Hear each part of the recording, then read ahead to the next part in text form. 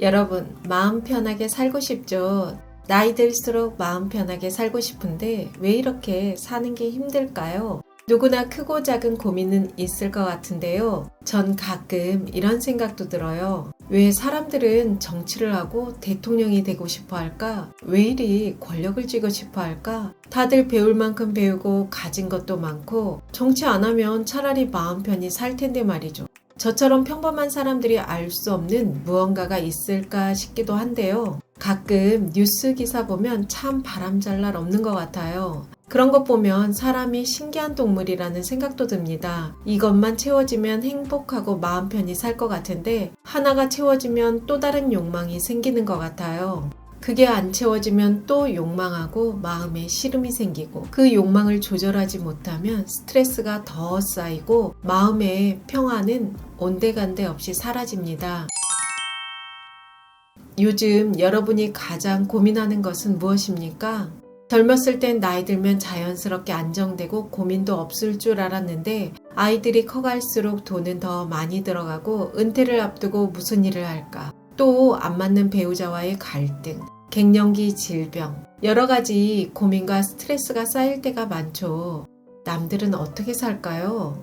50이 되니 인생이 더 어렵게 느껴진다는 분도 있더라고요. 노후 걱정에 불안하기도 하고 인생이 덧없이 느껴지기도 하고 이런저런 불안이 쌓일 때가 많다고 해요. 스트레스는 모든 질병의 원인이라고 하죠. 특히 뇌 건강에 치명적이라고 합니다. 마음 편히 살아야지 다짐한다고 마음이 저절로 편해지면 좋겠지만 그렇지 않다는 건 다들 경험해봐서 아시죠. 나이 들수록 마음 편히 사는 것도 알아야 가능하더라고요. 제가 실천하고 있는 나이 들수록 스트레스를 줄이고 마음 편히 사는 방법 6가지 공유해 보겠습니다.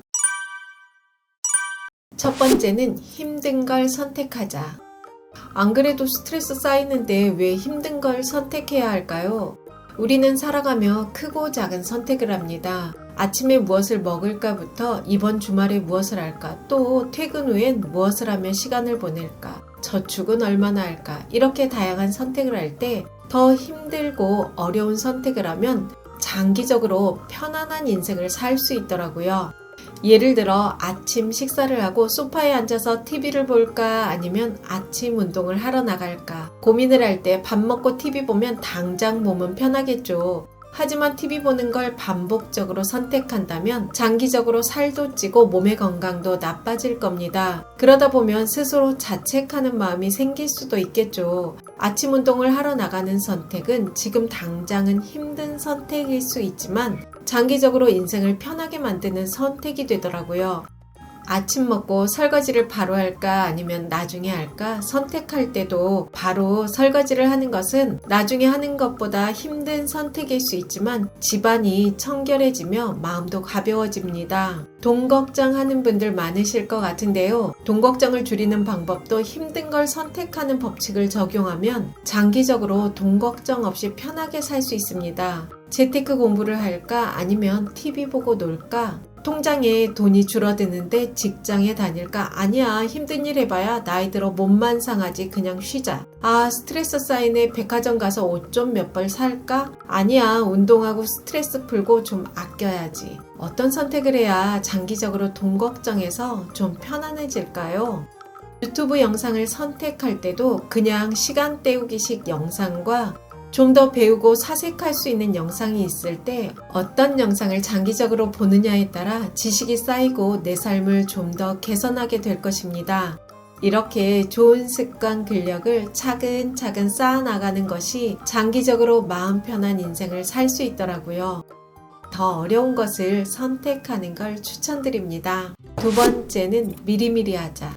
여러분은 언제 스트레스가 많이 쌓이나요? 전 일을 미룰 때 스트레스가 쌓이더라고요. 그냥 누워서 아무것도 안 하면서 해야 되는데 그러면서 쉬는 것도 아니고 일하는 것도 아니고 미루는 습관을 가지고 있는 사람들은 그렇지 않은 사람들보다 정신적, 육체적으로 덜 건강하고 스트레스도 많다고 해요. 또 경제적 어려움을 더 겪는다는 연구 결과도 있습니다. 미루는 행동을 버리고 미리미리 하는 습관을 갖는 것만으로도 스트레스를 많이 줄일 수 있는데요. 어떻게 하면 미루는 습관을 버릴 수 있을까요? 첫 번째, 무엇인가 할 일이 떠오르면 5초가 지나기 전에 바로 시작하는 것입니다. 일명 그냥 하기 법칙이라고 하는데요. 청소를 해야겠다고 생각하면 5초가 지나기 전에 바로 하고, 운동을 해야겠다고 생각하면 바로 옷 입고 나가는 거죠. 또 하나는 제가 해보고 효과 본 방법인데요.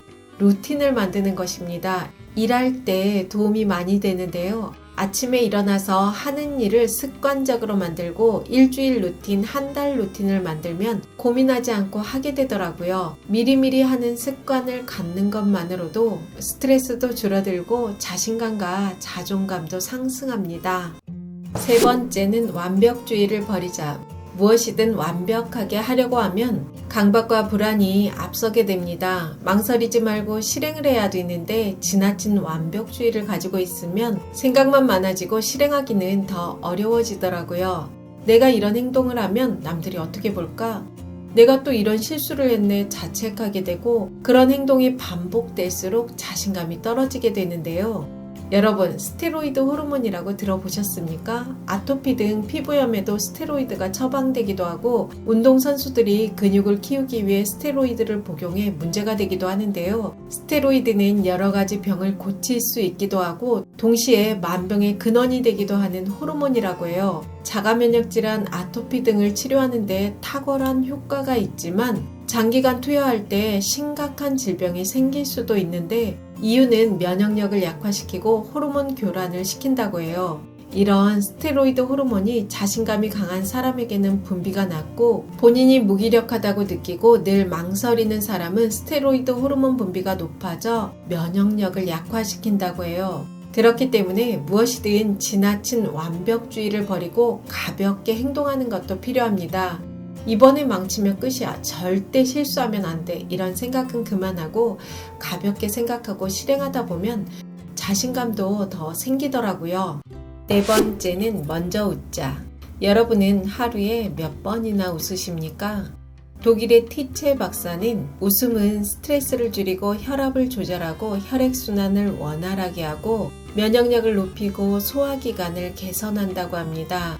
아이들은 하루에 평균 400번 웃는데 성인은 5번 웃는다고 해요. 웃음이 좋다는 이야기는 많이 들어보셨을 텐데요. 나이가 들수록 웃을 일은 줄어들고 스트레스 쌓이는 일만 많아지기도 하죠. 웃을 일이 없어도 억지로라도 미소를 짓고 웃으면 몸과 마음의 건강을 지킬 수 있다고 하는데요. 한 연구에 따르면 얼음물이 든 양동이에 손을 담그는 일, 즉 싫은 일을 시키고 웃는 표정 또는 중립적인 표정을 하게 했는데요. 억지로라도 웃는 표정을 한 사람들이 중립적인 표정을 한 사람들보다 심장박동수가 낮게 나타났다고 해요. 즉 스트레스 상황에서도 웃으면 스트레스를 낮추는데 도움이 된다는 것입니다. 많은 연구 결과를 보면 즐거운 일이 없어도 웃다 보면 웃을 일이 생긴다고 해요. 웃음은 가장 좋은 의사라고 합니다. 먼저 웃으면 스트레스가 줄어들고 마음이 편해지더라고요.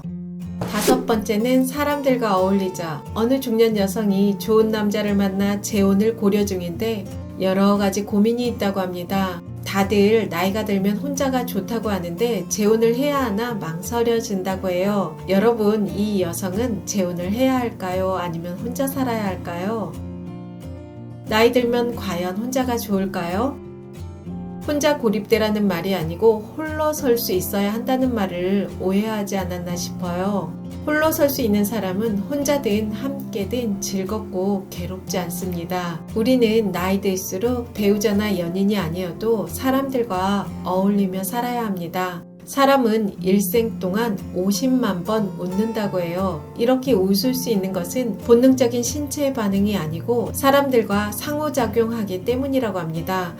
사람들은 유머러스한 말과 상황에도 웃지만 더 근본적인 이유는 사람들과 대화를 나누고 연결하는 감정적인 배경을 만들기 위해 웃는다는 연구 결과가 있습니다. 혼자 있는 시간과 어울리는 시간이 적절한 균형을 이룰 때 스트레스를 줄일 수 있겠죠. 6번째는 건강한 식사를 하자. 건강한 신체는 건강한 마음과 영혼을 만드는 기본이 된다는 건 다들 아시죠? 마음이 우울하고 스트레스가 쌓일 때 내 일상을 살펴보면 숙면을 못하고 인스턴트 음식이 느는 등 몸의 건강을 챙기지 못하고 있을 때가 많더라고요. 여러분, 스트레스를 줄이는 가장 기초는 건강한 식사를 하는 것이 시작입니다. 지금까지 나이 들수록 마음 편하게 사는 6가지 방법 알아봤는데요. 첫 번째는 힘든 것을 선택하자. 두 번째는 미리미리 하자. 세 번째는 완벽주의를 버리자. 네 번째는 먼저 웃자.